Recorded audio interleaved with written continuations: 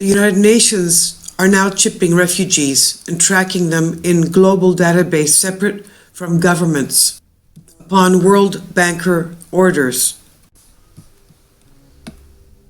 This was to be expected after heavy corporate and three-letter agency integrated Fitbit data and smartphone ping data with almost who's anyone in today's society. One can only guess the next major step for public health integration is in fact the human RFID implantation.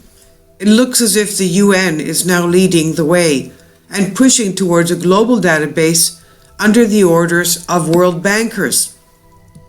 In 2002, the United Nations High Commissioner for Refugees, the UNHCR, approved the usage of advanced technology such as iris recognition of the eyes and microchips to identify refugees in Afghanistan and other regions in what some would call an Orwellian push for an eventual full-scale implementation of human RFID chipping.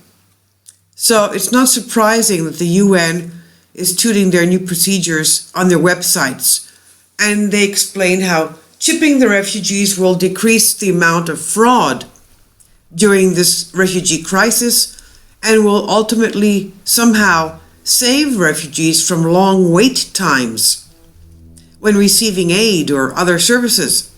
In addition, the UN says they can also track radicals and extremists who may potentially emerge from any one group of refugees at any time. But the UN claims it's not only interested in tagging the refugee population and does not wish to step outside that scope. So who will own this data? Apparently, the UN will control the flow of data, which can and will likely trickle down to a country level and even a private bank level. Private banks will have access to that information, according to Sarah Soliman. She says there are already partnerships between the UN, biometric databases, and local banks, just as there are regular data exchange mechanisms between the United Nations High Commissioner for Refugees and the Public Security Department of Jordan, for example.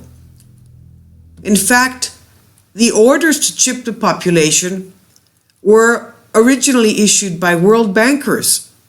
It's the world bankers who instructed the United Nations to create this system.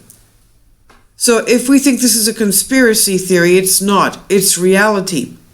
It's a real conspiracy, and it's actually taking place as we're reading this article.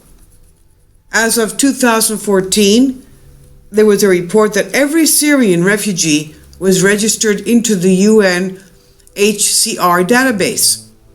Some 460,000 of them. And that is just what has been openly admitted.